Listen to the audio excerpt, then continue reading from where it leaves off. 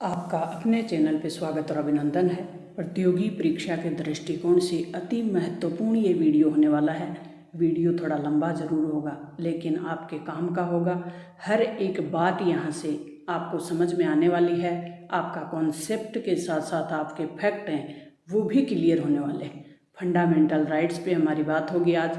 मौलिक अधिकार, महत्वपूर्ण जो बिंदु होंगे इस वीडियो में वो हम देखेंगे कि मौलिक अधिकार हैं क्या, वो इतने महत्वपूर्ण क्यों हैं कि उनको संविधान में शामिल करना पड़ा, उनको सर्वोच्च न्यायालय, उच्च न्यायालय यानी न्यायपालिका की शरण में रखना पड़ा। भारतीय संविधान को, भारतीय नागरिकों को संविधान में कितने मौलिक अधिकार मिले हुए हैं, मौलिक अधिकारों का उल्लेख संविधान के किस भाग और किस अनुच्छेद में हुआ है, क्या मौलिक अधिकारों पे कोई सीमा है और सीमा है तो किन परिस्थितियों में, और ये सीमा कौन तय कर सकता है, इस पे भी हम बात करेंगे। मूल अधिकारों से संबंधित बनने वाले महत्वपूर्ण प्रश्न जो कि परीक्षा उपयोगी होंगे वो लास्ट में हम बात करेंगे। तो ये वीडियो आपके लिए रामबाण साबित होने वाला है। कॉन्सेप्ट के साथ साथ फैक्ट भी आपके क्लियर होंगे, क्योंकि फैक्ट आपको रटा दिए जाते हैं लेकिन आजकल एग्जामिनर का जो दृष्टिकोण है वो अलग है। फैक्ट और ट्रिक के माध्यम से आपके दिमाग में ये तो बिठा दिया जाता है कि मूल अधिकार कितने हैं, उनको रटें कैसे, तो वो बात आजकल एग्ज़ाम में नहीं रही। एग्जामिनर का जो मूड है वो अलग है और वो कॉन्सेप्ट बेस पर्सन है, वो आपसे पूछने शुरू कर दिए। तो आज हम आपके लिए अति महत्वपूर्ण जो कॉन्सेप्ट बनेंगे और उससे संबंधित जो फैक्ट बनेंगे उन दोनों पे बात करेंगे। मौलिक अधिकार क्या हैं? तो मौलिक अधिकार वे हैं जिसमें राज्य द्वारा हस्तक्षेप नहीं किया जा सकता और ये अधिकार व्यक्ति के प्रत्येक पक्ष के विकास के लिए मूल रूप से आवश्यक है। यानी व्यक्ति के सर्वांगीण विकास के लिए प्रत्येक पक्ष यानी व्यक्ति के सर्वांगीण विकास के लिए आवश्यक है, तो इन अधिकारों का उल्लंघन नहीं किया जा सकता। इसीलिए इन अधिकारों को संविधान में शामिल किया गया है और इन अधिकारों की जो मूल संविधान में संख्या थी वो 7 थी, लेकिन वर्तमान में संपत्ति का अधिकार हटाने से वर्तमान में जो मूल अधिकार बचे हैं वो हैं 6। अब संविधान के किस भाग में इनका उल्लेख है? संविधान का भाग 3 कहता है कि नागरिकों के लिए मूल अधिकार अति आवश्यक है। संविधान का अनुच्छेद है वो 12 से 35, इसका उल्लेख किया गया है। मूल अधिकारों का उद्देश्य क्या है?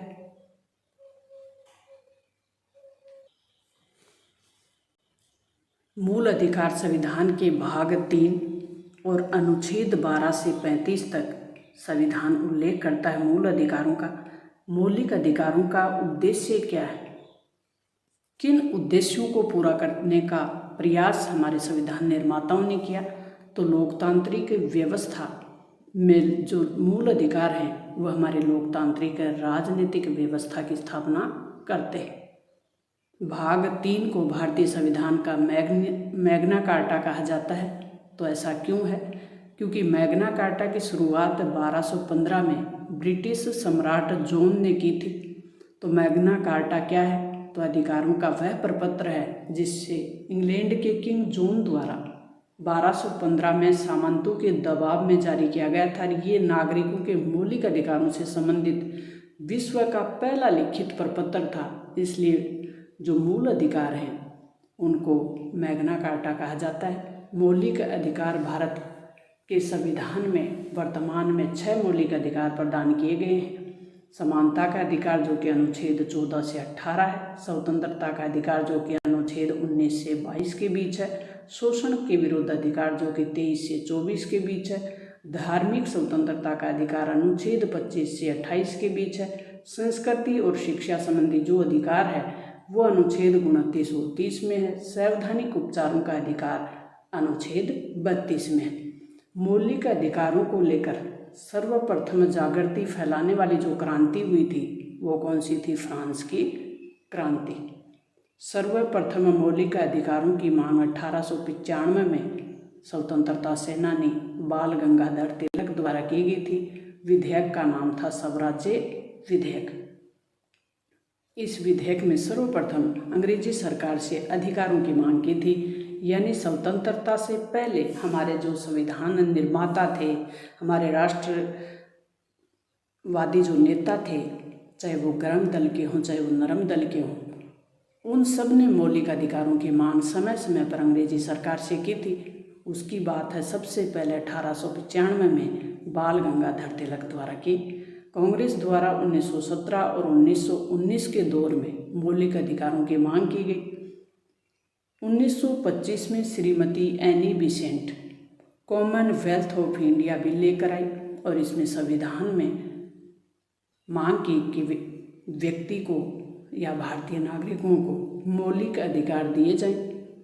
1931 में द्वितीय गोलमेज सम्मेलन हुआ, उसमें भी गांधी जी ने इंग्लैंड गए, वहाँ पे मौलिक अधिकारों की बात रखी। 1934 की संयुक्त संसदीय समिति ने भी 1935 के अधिनियम में मौलिक अधिकारों को शामिल करने की बात कही। कांग्रेस द्वारा 1917 में एक मद्रास अधिवेशन हुआ था और 1930 और 31 के कराची अधिवेशन में मौलिक अधिकारों से संबंधित प्रस्ताव पास किए थे। 1927 में मद्रास अधिवेशन में DR अंसारी और 1931 के कराची अधिवेशन में सरदार वल्लभ भाई पटेल भी थे और 1935 में पंडित जवाहरलाल नेहरू और 1945 में तेज बहादुर समप्रभु ने भी मौलिक अधिकारों की मांग की। तो ये हमारे स्वतंत्रता आंदोलन के दौरान अधिकारों की मांग महत्वपूर्ण मांग थी कि नागरिकों को उनके सर्वांगीण विकास के लिए मूल अधिकार बहुत ज़रूरी है। लोकतांत्रिक व्यवस्था में चाहे लोगों द्वारा चुनी हुई सरकार हो तो भी मूल अधिकार अगर व्यक्तियों को नहीं है, नागरिकों को मूल अधिकार प्राप्त नहीं है और मूल अधिकारों को लागू करने वाली संस्थाएं यदि प्रबल नहीं है तो लोकतंत्र का कोई महत्व नहीं रह जाता। वो चाहे सरकार चुनी हुई हो चाहे संस्थाएं चुनी हुई हो। तो सरदार वल्लभ भाई पटेल की अध्यक्षता में एक परामर्श समिति बनी थी, उसकी 2 उप समितियां बनी हुई थी। एक तो मूल अधिकारों पे उप समिति बनी हुई थी, एक अल्पसंख्यकों के हितों से संबंधित समिति बनी हुई थी। तो मूल अधिकारों से संबंधित जो उप समिति बनी हुई थी उनके अध्यक्ष थे JP कृपलानी और अल्पसंख्यकों के हितों से संबंधित जो समिति थी वो थी HC मुखर्जी। HC मुखर्जी संविधान सभा के उपाध्यक्ष भी थे। स्वतंत्रता के समय भारतीय राष्ट्रीय कांग्रेस के अध्यक्ष थे JP कृपलानी और 1946 में जब हमारा संविधान बनाया जा रहा था उस समय 1946 में UN यानी अंतर्राष्ट्रीय स्तर पे भी अधिकारों की जो मांग थी, जो नागरिक के लिए अधिकार कितने महत्वपूर्ण हैं, तो उस समय भी ये सामाजिक और आर्थिक परिषद में UN की जो सामाजिक आर्थिक परिषद थी वहाँ पे रूजवेल्ट की अध्यक्षता में एक मानव अधिकार का प्रारूप तैयार किया गया था और 1948 में मानव अधिकार प्रस्ताव है वो पारित किया गया। अब हम बात करेंगे मौलिक अधिकारों के प्रकार। तो मूलतः संविधान में 7 मूल अधिकार थे लेकिन वर्तमान में 6 ही हैं। एक जो मूल अधिकार है जो अनुच्छेद 31 में था संपत्ति का अधिकार, उसको हटाकर अब अनुच्छेद 300 के तहत उसे कानूनी अधिकार का दर्जा दिया गया। समानता का अधिकार, फंडामेंटल राइट टू इक्विलिटी, सब बराबर हैं, सब समान हैं। तो सबसे पहले हम देखें अनुच्छेद 14 से 18 तक इसका उल्लेख हुआ है फंडामेंटल राइट और टू इक्विलिटी का, 14 से 18 के बीच। अनुच्छेद 14 से 18 में समानता की बात की गई है। तो समानता का अधिकार हमारा संविधान कहता है कि सरकार भारत में किसी भी व्यक्ति को कानून के समक्ष, ब्रिटेन से ली हमने कानून से समान संरक्षण, ये जो कॉन्सेप्ट है ये हमने लिया है अमेरिका से। ये ब्रिटेन से लिया है तो ये लिया है अमेरिका से। तो संविधान कहता है कि कानून के समक्ष समानता और कानून का समान संरक्षण प्रत्येक नागरिक को मिलेगा, इससे वंचित नहीं किया जा सकता। इसका मतलब है कि किसी व्यक्ति का दर्जा और पद चाहे कोई भी हो, कानून के सामने वो समान है। इसे कानून का राज कहा जाता है। लोकतंत्र की बुनियाद ही यह है कि किसी व्यक्ति का राज न होकर कानून का राज हो। किसी भी राजनेता, सरकारी अधिकारी या कोई नागरिक, इसमें कोई किसी प्रकार का अंतर नहीं है। अगर कोई किसी कानून का उल्लंघन करता है तो वो चाहे देश का प्रधानमंत्री हो या दूर दराज में खेती करने वाला कोई मजदूर हो, किसान हो, सब पे बराबर कानून लागू होंगे। सबको समान कानून से ट्रीट किया जाएगा। कोई भी व्यक्ति वैधानिक रूप से अपने पद या जन्म के आधार पर विशेष अधिकार का दावा नहीं कर सकता। अनुच्छेद 14 कहता है कानून के समक्ष समानता और सम्मान संरक्षण की बात। कानून के सामने सभी समान हैं और सभी को समान संरक्षण मिलेगा। अनुच्छेद 14 में संविधान के मूल ढांचे की अवधारणा का प्रतिपादित हुआ है। मूल ढांचे का मतलब क्या है? तो 1973 का केशवानंद भारतीवाद आपको ध्यान होगा, उसमें संविधान के मूल ढांचे की बात की गई थी और मूल ढांचा प्रतिपादित किया गया। उसमें कहा गया कि संविधान के कुछ मूल तत्व हैं, कुछ मूल सिद्धांत हैं, उनके साथ किसी भी परिस्थितियों में कोई छेड़छाड़ नहीं की जाएगी। उसे कहते हैं संविधान का मूल ढांचा, मूल कॉन्सेप्ट। कब इसे प्रतिपादित किया गया? 1973 में। साल कौन सी थी? 1973। केशवानंद भारतीवाद, केरल का एक वाद था केशवानंद भारतीवाद, उसमें इसको प्रतिपादित किया गया। अनुच्छेद 15 कहता है सामाजिक भेदभाव की समाप्ति होगी। समाज में जाति के आधार पे, धर्म के आधार पे, भाषा के आधार पे, लिंग के आधार पे और जन्म के आधार पे कोई भी व्यक्ति विशेष नहीं है। सभी व्यक्ति समान हैं, सभी नागरिक समान हैं। ये कौन कहता है? अनुच्छेद 15।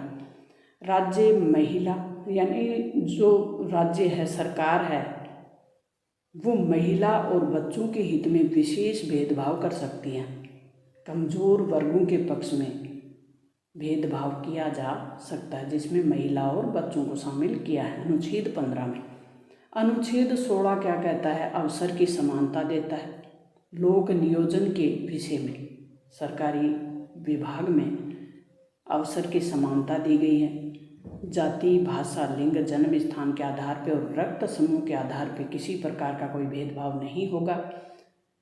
राज्य चाहे तो छोटी नौकरियों में स्थानीय को प्राथमिकता दे सकता है, ये छूट दी गई है। राज्य अनुसूचित जाति, जनजाति के हित के आधार पर भेदभाव कर सकता है, इसे कहते हैं अवसर की समानता। अनुच्छेद 17 कहता है अस्पृश्यता, छुआछूत का जो भेद है उससे निषेध किया गया है और इसके लिए सर्वप्रथम भारतीय अधिनियम 1955 पारित किया गया। फिर 1976 में संविधान संशोधन करके इसे सुरक्षित किया गया। अनुच्छेद 18 कहता है उपाधियों का अंत। अनुच्छेद 18 किसकी बात करता है? उपाधियों के अंत की बात करता है। किस किस क्षेत्र में? राज्य, सेना, शिक्षा को छोड़कर किसी भी क्षेत्र में उपाधि नहीं देता है। 2 क्षेत्र शामिल किए गए, एक तो सेना और एक शिक्षा। अगर कोई भारतीय विदेशों से उपाधि अर्जित करता है, प्राप्त करता है किसी विदेशी भूमि पे, या किसी दूसरे देश में कोई सरकार किसी व्यक्ति को सम्मानित करती है, तो उससे पहले भारत के राष्ट्रपति से स्वीकृति लेनी होती है। सबसे पहले किसे स्वीकृति लेनी होगी? भारत के राष्ट्रपति से। भारत रत्न जो पुरस्कार है वह अनुच्छेद 18 के तहत दिया जाता है। स्वतंत्रता का मूल अधिकार, फंडामेंटल राइट टू फ्रीडम, अनुच्छेद 19 से अनुच्छेद 22 तक इसका उल्लेख हुआ है संविधान के भाग 3 में। स्वतंत्रता का मूल अधिकार, स्वतंत्रता का मतलब माना जाता है कि किसी प्रकार की कोई बाधा नहीं हो, लेकिन संविधान में सकारात्मक स्वतंत्रता की बात की गई है और सकारात्मक स्वतंत्रता के साथ कुछ कंडीशन हैं, उनके आधार पे मूल जो स्वतंत्रता का अधिकार है वहाँ कुछ सीमा तक प्रतिबंध लगाया जा सकता है। सकारात्मक स्वतंत्रता के तहत अनुच्छेद 19 कहता है स्वतंत्रता कौन सी है? मूलतः अनुच्छेद 19 में 7 स्वतंत्रताएं उल्लेखित थी और वर्तमान में 6 बची। संपत्ति की जो स्वतंत्रता थी उसको हटा दिया गया 44वां संविधान संशोधन करके 1978 में। कब हटाया गया? 44वें संविधान संशोधन द्वारा। अनुच्छेद 19(1) कहता है, जो 6 में था कि संपत्ति की स्वतंत्रता है, और इस स्वतंत्रता को 1978 में 44वां संविधान संशोधन करके क्या कर दिया गया, हटा दिया गया। अनुच्छेद 19 क विचार और अभिव्यक्ति की स्वतंत्रता देता है। ख है 19 फर्स्ट ख है वो सभा और सम्मेलन करने की स्वतंत्रता देता है कि शांतिपूर्ण तरीके से सभा की जा सकती है, सम्मेलन बुलाया जा सकता है। अनुच्छेद 19 फर्स्ट क कहता है संघ और परिसंघ बनाने की स्वतंत्रता। घ कहता है भारतीय संघ में अबाध भ्रमण की स्वतंत्रता। भारत क्षेत्र के अंदर किसी भी राज्य में किसी भी जगह पे आप घूम सकते हो, भ्रमण कर सकते हो। ये भारतीय नागरिकों को ही प्राप्त है या विदेशी नागरिकों को भी प्राप्त है। लास्ट में हम इस पे भी बात करेंगे। हमारे सब जो मूल अधिकार हैं उनकी विशेषता क्या है, वो कहाँ तक सीमा है, इस पे। अड़े में बात की गई है कि भारतीय क्षेत्र में निवास किया जा सकता है किसी भी जगह। व्यापार और कारोबार की स्वतंत्रता है। ये 6 कहता है कि आप कोई भी कारोबार कर सकते हैं, कोई भी व्यापार कर सकते हैं, लेकिन इन पे किन कंडीशनों में सीमा लगी हुई है, क्या ये पूरी तरह से असीमित है। तो अनुच्छेद 19 में वर्णित स्वतंत्रताओं का संबंध भारतीय नागरिकों से है। विचार और अभिव्यक्ति की स्वतंत्रता में ये चीज़ें शामिल की गई हैं। व्यावसायिक विज्ञापन करना, सूचना का अधिकार, प्रेस की स्वतंत्रता, संशोधित ध्वज संहिता, विरोध करना लेकिन हड़ताल करना शामिल नहीं है। अनुच्छेद 20 कहता है कि अपराध और दोष सिद्धि के विरुद्ध आपको संरक्षण कैसे मिले। किसी व्यक्ति को अपराधी घोषित कर दिया गया हो तो वो उस अपराध के विरुद्ध अपना संरक्षण कैसे प्राप्त करे। तो कानून तोड़ने वाला अपराधी होगा या नहीं। एक अपराध के लिए एक ही सज़ा दी जा सकती है। किसी व्यक्ति को यूँ नहीं कि एक अपराध के लिए 2 सज़ा दे दी जाए। ये अनुच्छेद 20 कहता है। आरोपी अपने विरुद्ध गवाह तैयार कर सकता है, साक्ष्य जुटा सकता है, लेकिन कोई भी सरकार हो, कोई भी संस्था हो, उसे बाध्य नहीं कर सकती कि वो उनके अनुसार गवाह लाए, उनके अनुसार साक्ष्य दे, सबूत दे, उनके अनुसार गवाही दे। ऐसा उस व्यक्ति को, अपराधी व्यक्ति को बाध्य नहीं किया जा सकता।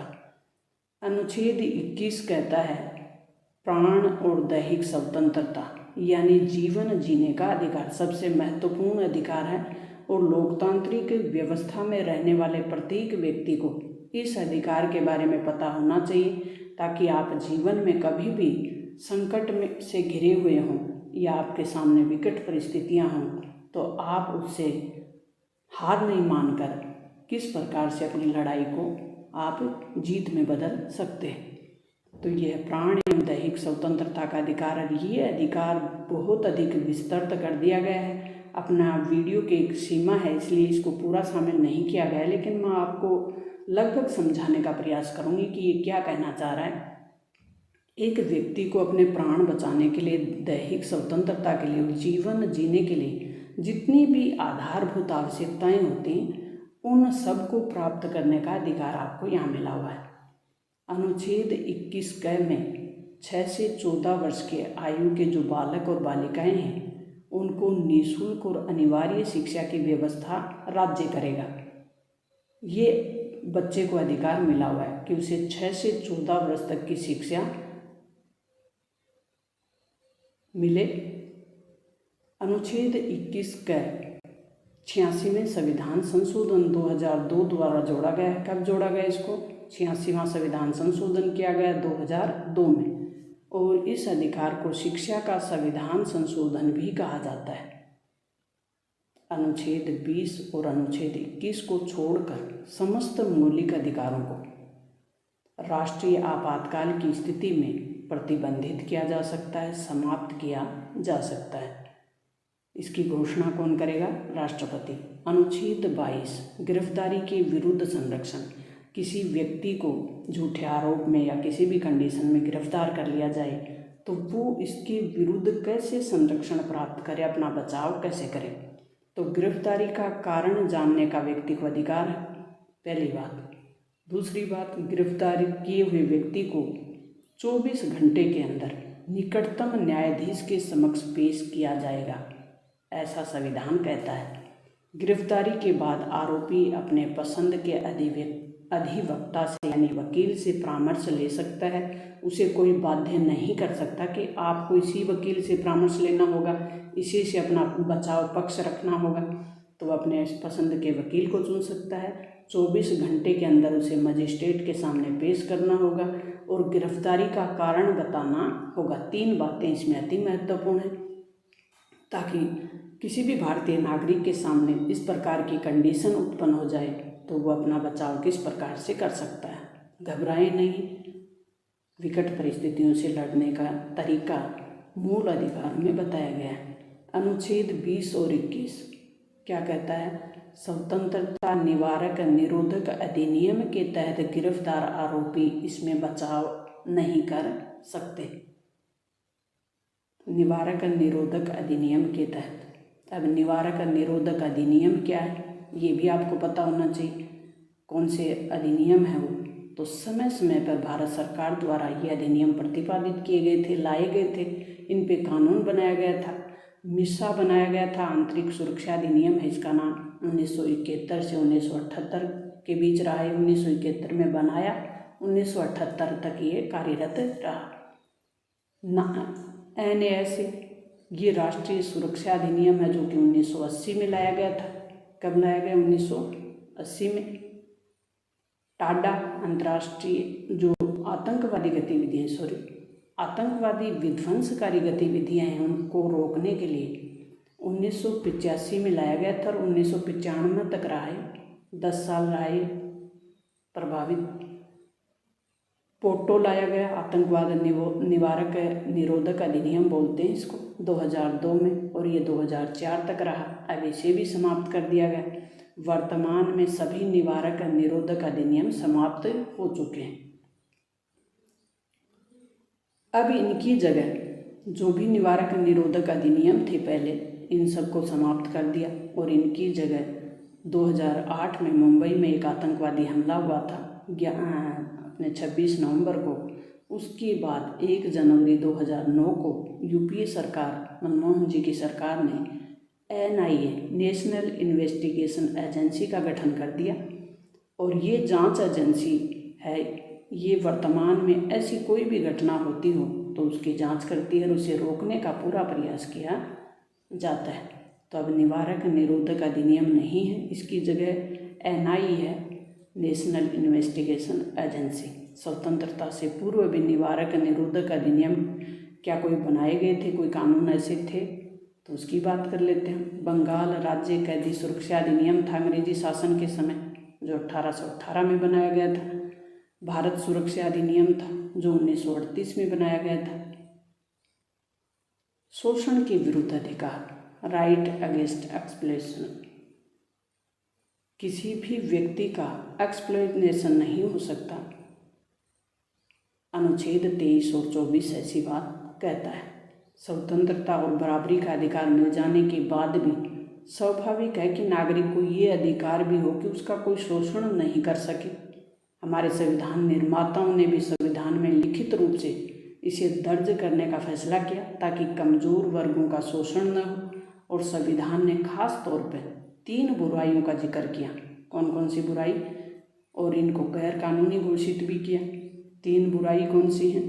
पहली है कि संविधान मनुष्य जाति के अवैध व्यापार पर प्रतिबंध लगाए।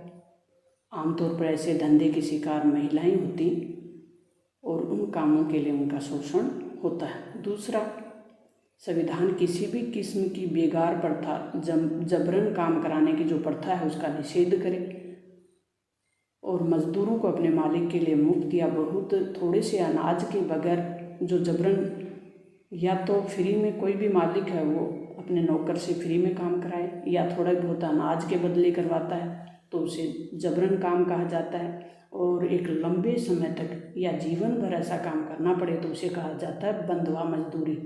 इस पे रोक लगाने की बात कही गई। तीसरा है, अब आपका ये कॉन्सेप्ट क्लियर हो गया कि आखिर बंधुआ मजदूरी होती क्या है। तो कोई भी मालिक है वो अपने मजदूर से बिना किसी तनख्वाह के, या कोई तनख्वाह दे भी तो जैसे थोड़ा बहुत अनाज दे दे, उससे जीवन भर काम करवाए तो उसे कहते हैं बंधुआ मजदूरी। तीसरा जो है वो है बाल मजदूरी पे रोक लगाना। किसी कारखाने, रेलवे, बंदरगाह जैसे खतरनाक कार्य में 14 वर्ष से कम उम्र के बच्चों को इन कार्यों में नहीं लगाया जा सकता। ऐसा बाल मजदूरी में आता है। जैसे बीड़ी बनाना, पटाखा बनाना, दिया सलाई बनाना, प्रिंटिंग और रंग रोगन जैसे खतरनाक जो भी केमिकल है, उनका जो भी काम है वो बच्चों से नहीं करवाया जाए। अनुच्छेद 23 कहता है, क्या कहता है अनुच्छेद 23? जैसे बेगार प्रथा, बाल श्रम, मानव दुर्व्यवहार और सांगड़ी प्रथा, ये राजस्थान में एक महत्वपूर्ण प्रथा आदिवासियों में, इस पे रोक लगाने की बात कही गई है। अनुच्छेद 23 बंधुआ मजदूरी को प्रतिबंधित करता है, रोकता है। अनुच्छेद 24 बाल श्रम पे निषेध लगाता है। 14 वर्ष से कम आयु के श्रमिक बाल श्रमिक कहलाते हैं। और 2015 में केंद्र सरकार ने व्यवस्था की कि बालक अपने पुश्तनी व्यवसाय में कार्य कर सकता है, लेकिन कार्य के साथ उसे प्राथमिक शिक्षा की व्यवस्था होनी चाहिए, यानी उसे शिक्षा से वंचित नहीं किया जा सकता। कोई भी पेरेंट्स ये नहीं कह सकता कि ये तो हमारा पूरा पुश्तनी कार्य है, करना ही पड़ेगा, और उसको शिक्षा से वंचित कर दिया जाए। तो बच्चे को 6 से 14 वर्ष तक की कंडीशन में किसी भी अवस्था में शिक्षा से दूर नहीं किया जा सकता। भारत में गुरुपद स्वामी की अनुशंसा पे 1986 में बाल श्रम निषेध कानून बनाए गए और इसे बाल संरक्षण अधिनियम 1986 कहा जाता है। भारत सरकार द्वारा 10 अक्टूबर को 2006 को 10 अक्टूबर का दिन था 2006 को पूर्ण रूप से बाल श्रम को प्रतिबंधित कर दिया गया है। 2014 में शांति नोबेल पुरस्कार मिला कैलाश सत्यार्थी को, और इनके साथ ही मिला पाकिस्तान की लड़की बहुत ही छोटी उम्र में मलाला यूसुफजई को। इन दोनों को संयुक्त रूप से दिया गया शांति का नोबेल पुरस्कार। कब दिया गया? 2014 में। कैलाश सत्यार्थी 1980 से बचपन बचाओ आंदोलन के प्रेरणा रहे। धार्मिक स्वतंत्रता का मूल अधिकार, fundamental right to religious freedom, अनुच्छेद 25 से 28 इसका उल्लेख करता है। कौन सा अनुच्छेद? 25 से 28। अनुच्छेद 25 कहता है कि व्यक्ति अंतः आत्मा की आवाज़ के आधार पर किसी भी धर्म को अपना सकता है, किसी भी धर्म को अपना सकता है। कौन कहता है? अनुच्छेद 25। अनुच्छेद 25 के तहत सिख धर्म का व्यक्ति 24 घंटे अपने पास कृपाण रख सकता है, कृपाण धारण कर सकता है। अनुच्छेद 26 कहता है धार्मिक संस्थाओं की स्थापना करना और उनका प्रबंधन करना। 27 कहता है संस्थाओं को दी जाने वाली चंदे की जो राशि है वो टैक्स फ्री होगी। किसी व्यक्ति विशेष को चंदा देने हेतु बाध्य नहीं किया जा सकता, बाध्य नहीं किया जा सकता। अनुच्छेद 28 कहता है, क्या कहता है कि राजकीय और राजकीय सहायता प्राप्त, राजकीय मान्यता प्राप्त शिक्षण संस्थाओं में धार्मिक शिक्षा नहीं दी जाएगी, निषेध है। शिक्षा और संस्कृति का मूल अधिकार, शिक्षा और संस्कृति का जो मूल अधिकार है, fundamental right of education and culture. अनुच्छेद 29 और अनुच्छेद 30 क्या व्यवस्था करते हैं? अनुच्छेद 29 कहता है कि जो विशिष्ट वर्ग है, अल्पसंख्यक वर्ग हैं, उनके हितों का संरक्षण किया जाए। अल्पसंख्यक हित का मतलब क्या है? जैसे भाषा, लिपि, रहन सहन, खान पान, वेशभूषा, त्यौहार, रीति रिवाज के आधार पर जो संख्या में कम है उनके हितों के संरक्षण की बात की गई है। अनुच्छेद 30 अल्पसंख्यक वर्ग के हितों के संरक्षण के लिए शिक्षण संस्थाओं की स्थापना की जा सकती है। ये अपनी कल्चर को बचाने के लिए अपनी शिक्षण संस्थाओं की स्थापना कर सकते हैं, जैसे मदरसे।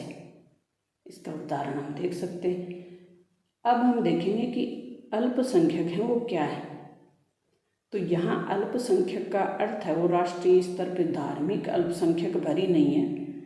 किसी स्थान पे खास भाषा को बोलने वाले लोग जैसे बहुमत हो, वहाँ अलग भाषा को बोलने वाले संख्या में कम हो सकते हैं, उनको कहेंगे अल्पसंख्यक। जैसे आंध्र प्रदेश में तेलुगु भाषा को बोलने वाले जो लोग हैं वो बहुमत में होंगे, लेकिन वही लोग अगर कर्नाटक में होंगे तेलुगु भाषा बोलने वाले तो वो वहाँ अल्पसंख्यक होंगे। पंजाब के सिख बहुसंख्यक में होंगे, लेकिन वही सिख अगर पंजाब राजस्थान में होंगे, हरियाणा में होंगे या दिल्ली में होंगे तो वो संख्या में कम होंगे और वो वहाँ पे अल्पसंख्यक कहलाएंगे। संवैधानिक उपचारों का अधिकार। नेक्स्ट जो मौलिक अधिकार है वो है संवैधानिक उपचारों का अधिकार, राइट टू कॉन्स्टिट्यूशनल रेमेडीज। अनुच्छेद 32 और अनुच्छेद 226 इसकी व्यवस्था करता है। अनुच्छेद 32 क्या कहता है? अनुच्छेद 32 मूल अधिकार कहता है कि व्यक्ति को संवैधानिक उपचारों का अधिकार है। व्यक्ति अपने अधिकारों के लिए कैसे प्रयास कर सकता है, इसके लिए कौन सी संस्थाएं हैं जो व्यक्ति के मूल अधिकारों के लिए बात करेंगे। तो डॉक्टर अंबेडकर ने अनुच्छेद 32 को संविधान की आत्मा कहा है, जबकि भाग 3 को संविधान की अंतः आत्मा कहा है। ये दोनों फैक्ट आप ध्यान रखें। अनुच्छेद 32 संविधान की आत्मा, संविधान का भाग 3 अंतः आत्मा। अनुच्छेद 32 का तात्पर्य है शीघ्र और त्वरित व्यक्ति को न्याय मिले, तुरंत व्यक्ति को शीघ्र न्याय मिले, त्वरित न्याय मिले। अनुच्छेद 32 के तहत सर्वोच्च न्यायालय इसकी व्यवस्था करेगा और अनुच्छेद 226 के तहत राज्यों के जो उच्च न्यायालय हैं वो मौलिक अधिकारों के संबंध में सुनवाई करेंगे और 5 प्रकार की रिट जारी करके करेंगे। कितने प्रकार की? 5 प्रकार की रिट जारी करके वैसा कर सकते हैं। हमें ये अधिकार कैसे मिल सकते हैं? यद्यपि अधिकार गारंटी है, व्यक्ति की सुरक्षा की गारंटी है, लेकिन हमारे किसी काम के नहीं अगर इन गारंटियों को मानने वाले लोग और इनको लागू करने वाली संस्थाएं। संविधान में दिए गए मौलिक अधिकार महत्वपूर्ण हैं, इसलिए इन्हें लागू किया जा सकता है। हमें उपयुक्त अधिकारों को लागू करने की मांग करने का अधिकार भी है, हमारे पास इन्हें लागू करने के उपाय भी हैं। इन्हें संवैधानिक उपचारों का अधिकार कहा जाता है। यह भी एक मौलिक अधिकार ही है। संवैधानिक उपचारों का अधिकार गारंटी देता है, साथ ही साथ ये मौलिक अधिकार भी है और ये अधिकार अन्य अधिकारों को प्रभावी बनाता है, संभव बनाता है, प्रभावी बनाता है, संभव बनाता है। और कई बार हमारे अधिकारों का उल्लंघन कोई नागरिक करता हो, कोई संस्था करती हो या फिर समय सरकार भी कर सकती है। जब इनमें से हमारे किसी भी अधिकार का उल्लंघन हो रहा हो तो अदालत के जरिए, न्यायपालिका के जरिए हम इन को रोक सकते हैं, इनसे हम बचाव कर सकते हैं। इसे संवैधानिक उपचारों का अधिकार कहा गया है। अगर मौलिक अधिकारों का मामला हो तो हम सीधे सर्वोच्च न्यायालय जा सकते हैं, किसी राज्य की उच्च अदालत में जा सकते हैं। इसी कारण डॉक्टर भीमराव अंबेडकर ने संवैधानिक उपचारों के अधिकार को आत्मा और हृदय कहा है। मौलिक अधिकार विधायिका, कार्यपालिका और सरकार द्वारा गठित किसी भी अन्य प्राधिकारी की गतिविधि या फैसलों से ऊपर है। मौलिक अधिकारों का उल्लंघन करने वाला कोई भी कानून नहीं बनाया जा सकता। क्यों? कोई फैसला नहीं लिया जा सकता, ना कोई कानून बनाया जा सकता, ना मौलिक अधिकारों का उल्लंघन करने वाला कोई फैसला लिया जा सकता। विधायिका और कार्यपालिका के किसी भी फैसले या काम से मौलिक अधिकारों का हनन हो तो उसमें कमी हो, अधिकारों का हनन हो या अधिकारों को कम करने का प्रयास किया जा रहा हो, इस प्रकार का कोई फैसला अगर लिया जाता है तो उसे न्यायपालिका अवैध घोषित कर सकती है। हम केंद्र और राज्य सरकारों द्वारा बनाए गए इन फैसलों से, कानून की उन नीतियों से या कोई राष्ट्रीयकृत बैंक है, बिजली बोर्ड है जैसी संगठित संस्थाओं से, उनकी नीतियों से फैसलों को चुनौती हम दे सकते हैं, उनकी नीतियों को चुनौती दे सकते हैं। वह भी व्यक्ति या निजी संस्थाओं के खिलाफ भी हो सकता है, सरकार के खुद के खिलाफ भी हो सकता है। तो मौलिक अधिकारों के मामले में दखल दे सकता है सर्वोच्च न्यायालय और उच्च न्यायालय। ऐसा पावर सर्वोच्च न्यायालय और उच्च न्यायालय को कौन देता है? अनुच्छेद 32 और अनुच्छेद 226। मौलिक अधिकार लागू करने के मामले में निर्देश देने, आदेश देने या रिट जारी करने का अधिकार दिया गया है सर्वोच्च न्यायालय और उच्च न्यायालय दोनों को। ये महत्वपूर्ण फैक्ट है।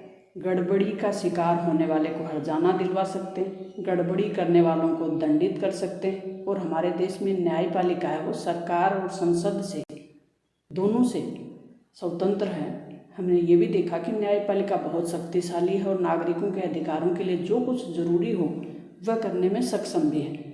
मौलिक अधिकारों के इस पावर को मौलिक अधिकारों को लागू करने के लिए न्यायपालिका की जो ये शक्ति है इसको न्यायिक पुनर्वलोकन की शक्ति कहा जाता है, जो कि अति महत्वपूर्ण है।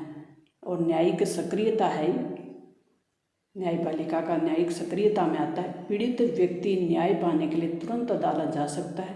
अगर मामला सार्वजनिक या सार्वजनिक के हित का हो तो ऐसे मामलों में मौलिक अधिकारों का उल्लंघन को लेकर कोई भी व्यक्ति अदालत में जा सकता है। इसे कहते हैं लोकहित याचिका।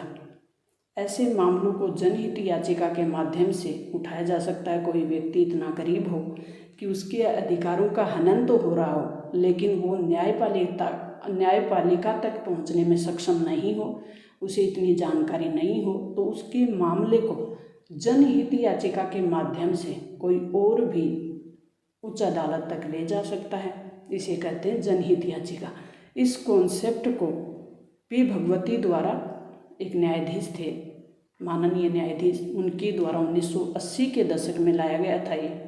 ये कॉन्सेप्ट 1980 के दशक से प्रभावित है।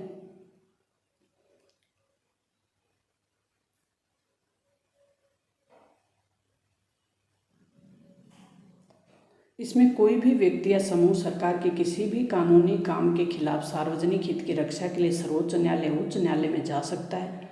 और ऐसे मामले जज के नाम पोस्ट कार्ड पे भी लिखित में भेजा जा सकता है। व्यक्ति को भी जाने की ज़रूरत नहीं है।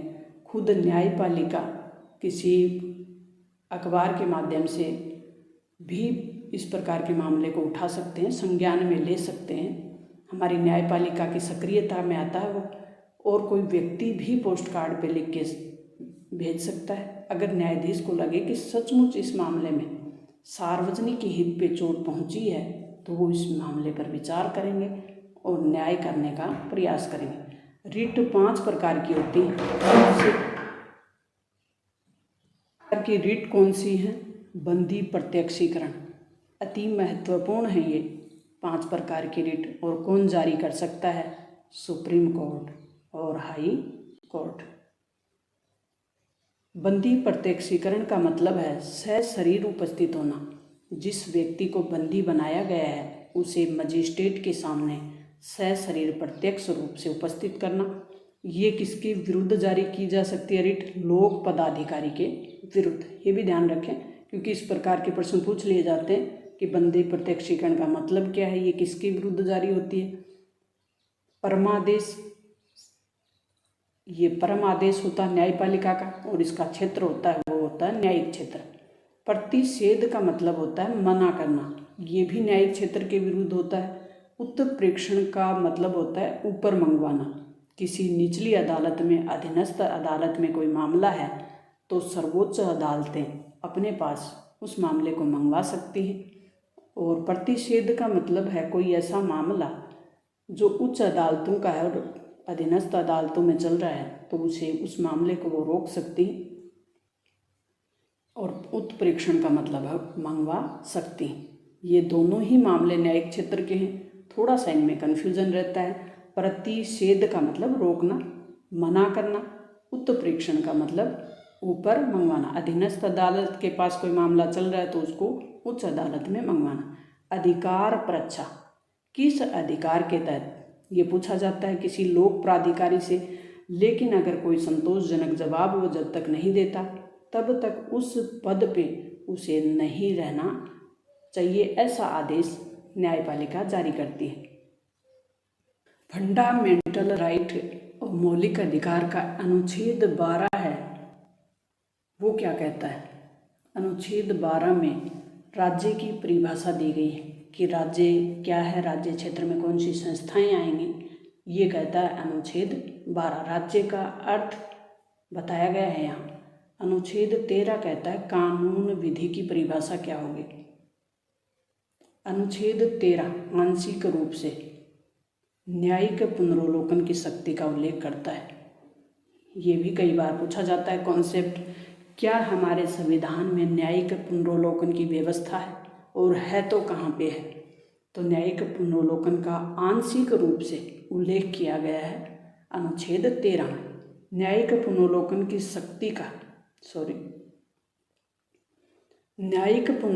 शक्ति का सबसे पहले प्रयोग अमेरिका से हुआ था, और न्यायपालिका की जो सर्वोच्चता का कॉन्सेप्ट है वो हमने अमेरिका से ही ग्रहण किया है।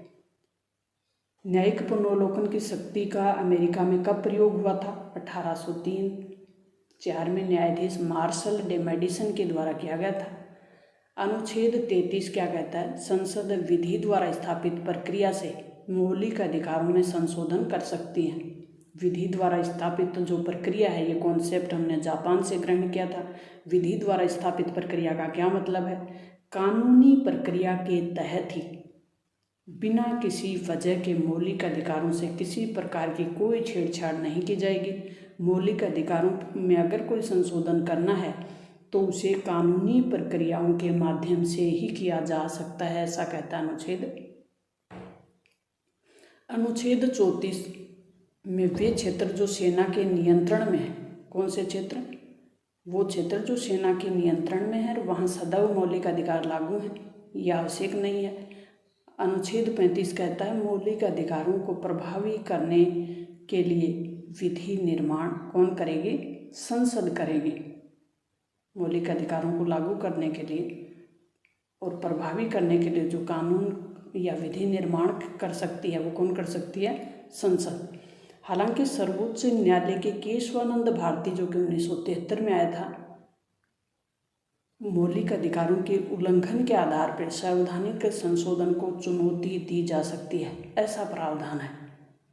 मौलिक अधिकारों का उल्लंघन किया जा रहा हो, मूल ढांचे का उल्लंघन किया जा रहा हो, संविधान का मूल ढांचा हमने ऊपर देखा था कि मूल ढांचा कौन से अनुच्छेद में? अनुच्छेद 13 में। तो उसमें हमने देखा था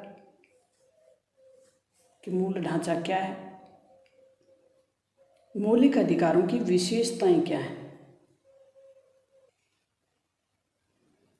मूल अधिकारों की विशेषताएं क्या हैं कि संविधान द्वारा संरक्षित सामान्य कानूनी अधिकारों के विरुद्ध संविधान द्वारा मूल अधिकार संरक्षित है, और ये सामान्य जो कानूनी अधिकार होते हैं उनसे अलग है। मौलिक अधिकारों को देश के संविधान द्वारा गारंटी और सुरक्षा प्रदान की गई है, जबकि सामान्य कानूनी अधिकारों को ऐसा किसी प्रकार का प्रावधान नहीं होता। उनको ना सुरक्षा की गारंटी होती, ना संविधान में उनको शामिल किया जाता। कुछ अधिकार सिर्फ नागरिकों के लिए हैं, जबकि अन्य सभी अधिकार हैं, वो चाहे वो नागरिक हों, चाहे वो विदेशी हों, या कोई कानूनी व्यक्ति हो, कोई परिषद एवं कानून के समक्ष। जैसे कौन कौन से हैं? कानून के समक्ष समानता, अपराधों के दोष सिद्धि के संबंध में संरक्षण, ये केवल नागरिकों को ही प्राप्त है। प्राण और दैहिक स्वतंत्रता का संरक्षण, प्रारंभिक शिक्षा का अधिकार, कुछ मामलों में गिरफ्तारी और नज़रबंदी के खिलाफ संरक्षण, बलात्कार, श्रम और अवैध मानव व्यापार के विरुद्ध जो रोक है वो, कारखानों में बच्चों के नियोजन के संबंध में प्रतिबंध, धर्म की अभिवृद्धि के लिए प्रयास करने की स्वतंत्रता, धार्मिक कार्यों के प्रबंधन की स्वतंत्रता, ये सब नागरिकों को ही प्राप्त हैं। यूँ नहीं कि कोई विदेशी नागरिक आ जाए और वो कहे कि मुझे भी मौलिक अधिकार दिया जाए, तो उनके लिए ऐसा प्रावधान नहीं है। किसी धर्म को प्रोत्साहित करने के लिए कर, टैक्स में छूट से संबंधित प्रावधान, कुछ विशिष्ट संस्थाओं में धार्मिक आदेशों को जारी करने की स्वतंत्रता, ये स्थायी नहीं है। अब ये महत्वपूर्ण बात है कि मौलिक अधिकार हैं वो स्थायी नहीं है। संसद इनमें कटौती या कमी कर सकती है परिस्थितियों को ध्यान में रखते हुए। अब वो परिस्थितियाँ कौन सी हैं? राष्ट्रीय एकता और अखंडता को कोई चुनौती हो, राष्ट्रीय एकता और अखंडता को कोई नुकसान पहुंचाने वाली बात हो, या कोई भी सामाजिक स्वास्थ्य से संबंधित हो, समाज में कोई अव्यवस्था फैलाने वाली बात हो, द्वेष फैलाने वाली बात हो, तो वहाँ पर संसद रोक लगा सकती है। लेकिन संशोधन अधिनियम के तहत ही होगा, किसी साधारण विधेयक के द्वारा संसद ऐसा नहीं कर सकती। मन मर्जी से संसद ऐसा नहीं कर सकती, उसके लिए ऑथेंटिक तर्क संगत कारण देना होगा, तभी संसद ऐसा कर सकती है। तो ये असीमित नहीं है, लेकिन वाद योग्य है। मूल अधिकार है वो असीमित नहीं है, वाद योग्य है। मैंने बता दिया कि राष्ट्रीय एकता और अखंडता को यदि नुकसान हो किसी बात से, तो संसद इस प्रकार के कानून बना सकती है। राज्य उन पर उचित प्रतिबंध लगा सकता है, लेकिन कारण होंगे वो उचित होंगे। निर्णय अदालत करेगी कि कारण उचित हैं या नहीं है। अब संसद तो हो सकता है, सरकार है, पूर्ण बहुमत हो तो वो मनमर्जी से उचित कारण साबित कर भी सकती है, लेकिन न्यायपालिका इनकी जांच करेगी कि क्या कारण न्याय उचित हैं या नहीं है। इसका उल्लंघन होता है, जब भी उनका उल्लंघन होता है ये व्यक्तियों को अदालत जाने की अनुमति देता है। मौलिक अधिकारों के उल्लंघन के मामले में कोई भी पीड़ित व्यक्ति है वो सीधे सर्वोच्च न्यायालय की शरण में जा सकता है। और अधिकारों का निलंबन कौन कर सकता है? मूल अधिकारों का निलंबन कौन कर सकता है? राष्ट्रीय आपातकाल के दौरान राष्ट्रपति अनुच्छेद 20 और 21 को छोड़कर निलंबित किया जा सकता है। किस समय? राष्ट्रीय आपातकाल के समय, अनुच्छेद 352 के समय। अनुच्छेद 352, 356 और अनुच्छेद 360 ये 3 आपातकाल होते हैं जिनकी घोषणा राष्ट्रपति द्वारा की जाती है, लेकिन मंत्रिमंडल की सलाह पे। राष्ट्रपति भी मनमर्जी नहीं कर सकते, राष्ट्रपति मंत्रिमंडल की सलाह पे ही कार्य करते हैं। तो अनुच्छेद 352 राष्ट्रीय आपातकाल की घोषणा करता है, और राष्ट्रीय आपातकाल में या तो किसी बाहरी देश ने आक्रमण कर दिया हो या देश के अंदर सशस्त्र विद्रोह हो जाए, 2 कंडीशन में ही मूल अधिकारों का निलंबन किया जा सकता है। अनुच्छेद 20 और 21 को तब भी छोड़ दिया जाएगा। 20 क्या कहता है? अपराध से संरक्षण, और 21 क्या कहता है? जीवन और जीवन का अधिकार, दैहिक और जीवन का अधिकार देता है अनुच्छेद 21। ये इन दोनों को छोड़कर इसके अतिरिक्त अनुच्छेद 19 में उल्लेखित 6 मौलिक अधिकारों को इस स्थिति में स्थगित किया जा सकता है जब युद्ध हो, बाहरी आक्रमण हो, तब राष्ट्रीय आपातकाल की घोषणा की गई हो, सशस्त्र विद्रोह हो। पहले आपको ध्यान हो कि आंतरिक व्यवस्था के नाम पे आपातकाल लगाया जा सकता था 1978 से पहले। कब? 1978 से पहले। लेकिन 44वां संविधान संशोधन करके आंतरिक आपातकाल को हटा दिया, इसके जगह पे सशस्त्र विद्रोह को शामिल कर लिया गया। सशस्त्र बलों, अर्धसैनिक बलों, पुलिस बलों, गुप्तचर संस्थाओं और ऐसी भी अन्य जो कितनी भी संस्थाएं हैं उन पर संसद प्रतिबंध आरोपित कर सकती है अनुच्छेद 33 के तहत। ऐसे इलाकों में भी इसका क्रियान्वयन रोका जा सकता है जहां फौजी कानून का मतलब यानी सैन्य शासन से जो असामान्य परिस्थितियों में ही लगाया जा सकता है। Very very most important question जो आपके लिए परीक्षा उपयोगी होंगे, उन प्रश्नों की बात हम करने वाले। ऊपर हमने कॉन्सेप्ट क्लियर किया कि मूल अधिकार क्या है, मूल अधिकार कौन संविधान के किस भाग में है, कि कौन से अनुच्छेदों में इसका उल्लेख हुआ है, मूल अधिकार क्या सीमित किए जा सकते हैं, मूल अधिकार सीमित किए जा सकते हैं तो किसके द्वारा, मूल अधिकारों के लिए कौन गारंटी जारी कर सकता है, क्या गारंटी है, मूल अधिकार का पूरा कॉन्सेप्ट हमने समझने का प्रयास किया है। अब हम मूल अधिकारों के महत्वपूर्ण प्रश्नों को देखेंगे और यह आपके लिए परीक्षा उपयोगी होंगे। वीडियो लंबा जरूर है, लेकिन यहाँ आपको पढ़ने के बाद और कहीं भी भटकने की ज़रूरत नहीं है। आप अपना कंपटीशन मूल अधिकारों से संबंधित जो भी प्रश्न आएंगे उनको आप आसानी से हल कर सकते हैं। पहला अपना प्रश्न है, मौलिक अधिकार संविधान के किस भाग में वर्णित है? भाग पूछा गया, भाग 1, भाग 2, भाग 3, भाग 4। तो भाग 1 बिल्कुल क्लियर करवा के आपके लिए डाला हुआ है, भाग 3 आज हमने किया है, भाग 2 पे जल्दी ही वीडियो आएगा, तो हम संविधान की हर एक भाग को क्लियर करेंगे। उसके लिए ट्रिक तो आपके लिए डाली हुई है। ट्रिक तो एग्ज़ाम में तो आती नहीं है। ट्रिक आपके एग्ज़ाम में तो आएंगे कॉन्सेप्ट बेस्ड पर्सन, तो आपके लिए कॉन्सेप्ट क्लियर करते हुए भाग 3 है। ये लंबा ज़रूर हुआ है लेकिन आपके काम का हुआ है, आपके लिए उपयोगी होगा।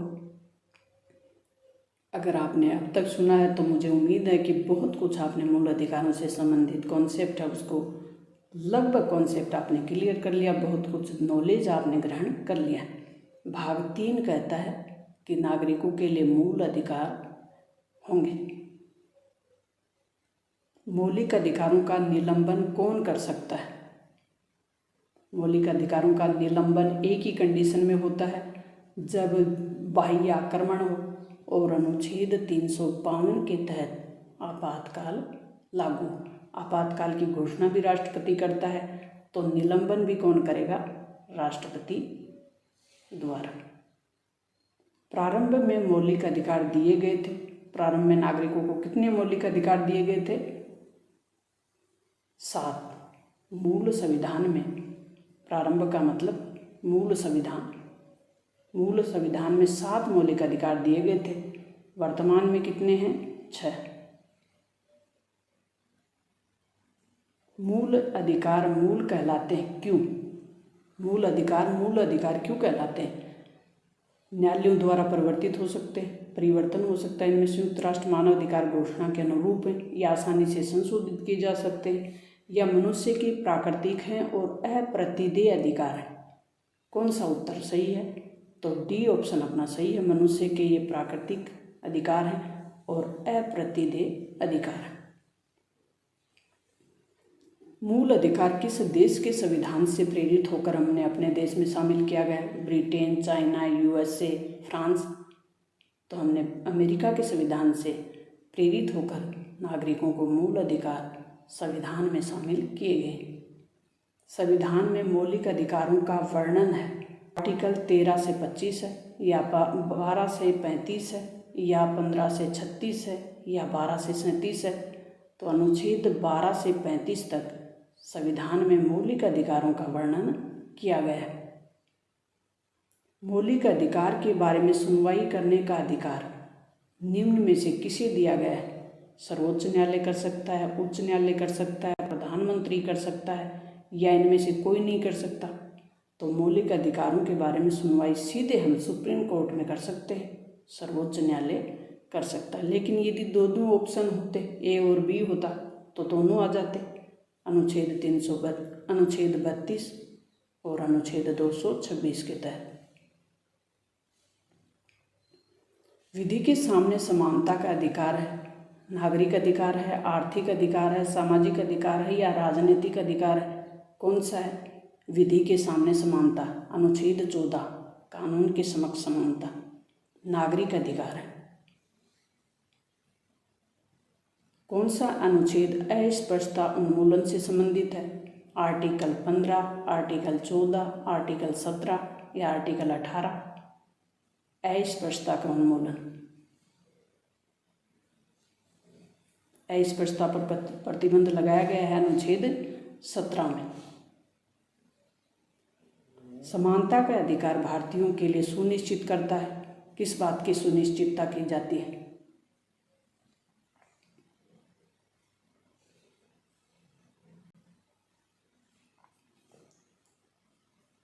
नेक्स्ट अपना प्रश्न है कि समानता का अधिकार भारतीयों के लिए सुनिश्चित करता है। समानता का अधिकार कहाँ पे है? अनुच्छेद 14 से 18 के बीच। क्या सुनिश्चित करता है? धार्मिक समानता, सामाजिक समानता, आर्थिक समानता, या उपयुक्त सभी प्रकार की जाति, धर्म, लिंग, वंश के आधार पर किसी प्रकार का भेदभाव नहीं किया जाएगा।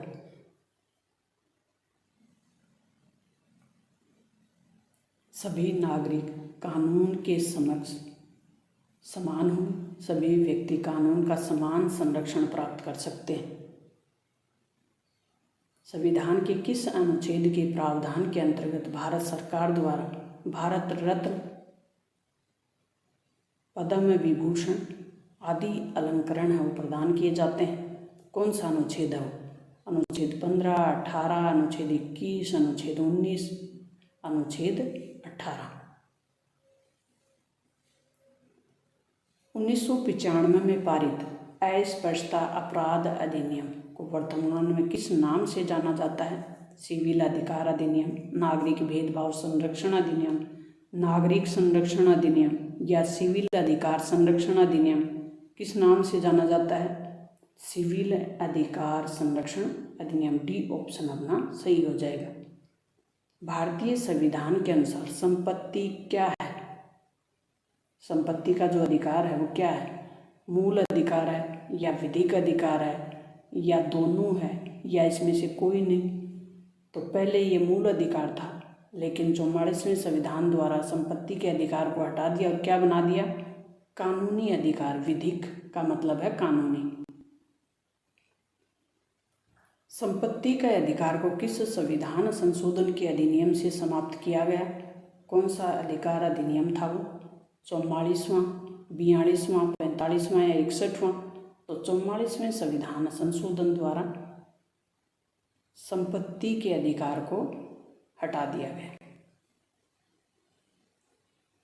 जिनमें से कौन सा मौलिक अधिकार नहीं है? कौन सा है वो मौलिक अधिकार नहीं है? स्वतंत्रता का, समानता का, संपत्ति का या शोषण के विरुद्ध?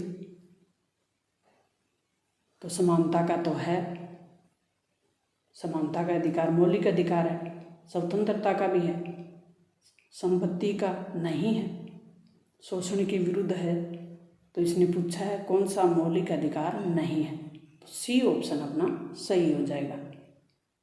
भारत में उच्चतम न्यायालय ने निम्न में से किसमें माना कि मौलिक अधिकारों में संशोधन नहीं किया जा सकता?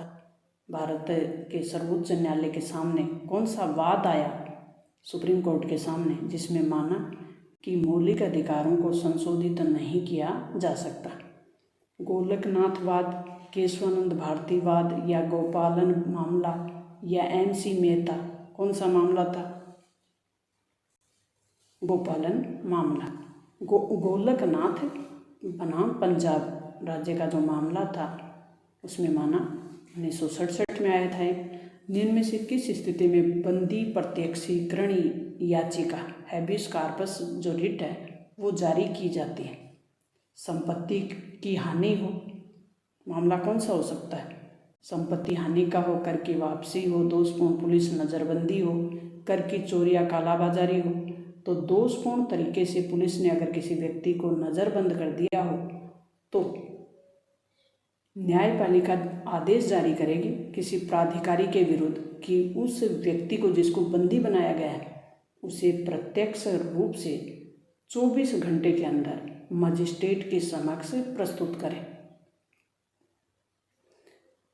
नेक्स्ट प्रश्न है, व्यक्तिगत स्वतंत्रता के लिए कौन सी रिट याचिका दायर की जा सकती है? व्यक्तिगत स्वतंत्रता के लिए, तो व्यक्तिगत स्वतंत्रता के लिए जो रिट है वो जारी की जाएगी वो है उत्प्रेक्षण, प्रतिषेध, परमादेश या बंदी प्रत्यक्षीकरण। तो व्यक्तिगत स्वतंत्रता, व्यक्ति की व्यक्तिगत स्वतंत्रता की बात करता है बंदी प्रत्यक्षीकरण। धार्मिक स्वतंत्रता के अधिकार का उल्लेख संविधान के किस अनुच्छेद में हुआ है? अनुच्छेद 25, अनुच्छेद 22, अनुच्छेद 21 या अनुच्छेद 28? तो अनुच्छेद 25 है वो धार्मिक स्वतंत्रता की बात करता है। किस स्वतंत्रता की बात करता है? धर्म के मामले में स्वतंत्रता की। संविधान में संवैधानिक उपचारों के अधिकार का वर्णन किस अनुच्छेद में मिलेगा? अनुच्छेद 30, अनुच्छेद 32, 20 या 15 में? तो अनुच्छेद 32 है वो संवैधानिक उपचारों की बात करता है। अनुच्छेद 32 ना हो तो सभी मूल अधिकार हैं उनका होने का कोई मतलब नहीं है। तो संवैधानिक उपचारों का अधिकार इतना महत्वपूर्ण है, इसीलिए डॉक्टर भीमराव अंबेडकर ने इन अधिकारों को संविधान की आत्मा और हृदय कहा।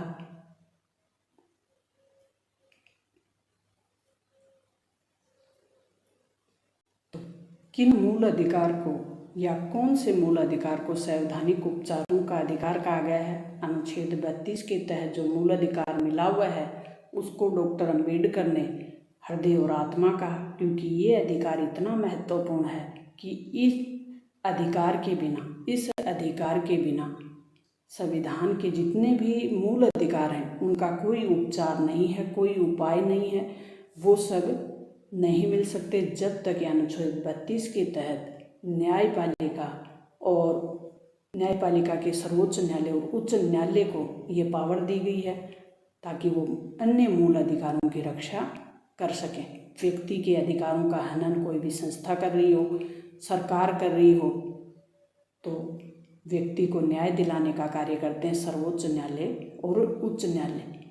तो प्यारे विद्यार्थियों और साथियों, आज हमने देखा कि मूल अधिकार क्या है, इस कॉन्सेप्ट को क्लियर किया कि मूल अधिकार इतने महत्वपूर्ण क्यों हैं, क्योंकि व्यक्ति के व्यक्तित्व के संपूर्ण विकास के लिए, व्यक्ति के सभी पक्षों के विकास के लिए जरूरी हैं। इसलिए ये प्राकृतिक है, ये व्यक्ति से छीने नहीं जा सकते, इनके बिना लोकतंत्र का कोई महत्व नहीं है। ये राजनीतिक लोकतंत्र का सबसे बड़ा हथियार है।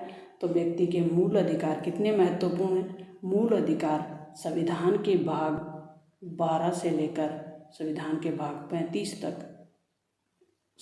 भाग 3, भाग तो कौन सा है 3, और अनुच्छेद 12 से लेकर 35 तक, भाग 12 में राज्य की परिभाषा है, भाग 13 में भी हमने देखा, फिर हमने 14 से लेकर 35 तक किस अनुच्छेद में कौन सा प्रावधान है, हर एक प्रावधान को आप तक पहुंचाने के लिए आपके कॉन्सेप्ट को क्लियर करने का पूरा प्रयास किया है।